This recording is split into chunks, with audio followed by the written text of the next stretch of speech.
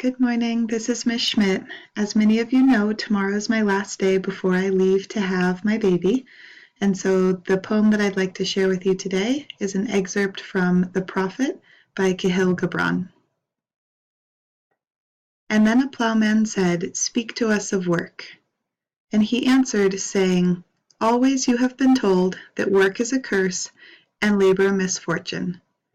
But I say to you that when you work, you fulfill a part of the earth's furthest dream, assigned to you when that dream was born. And in keeping yourself with labor, you are in truth loving life. And to love life through labor is to be intimate with life's innermost secret. Work is love made visible."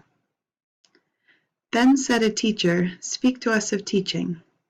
And he said, "The teacher who walks in the shadow of the temple among his followers gives not of his wisdom, but rather of his faith and lovingness. If he is indeed wise, he does not bid you to enter the house of wisdom, but rather leads you to the threshold of your own mind.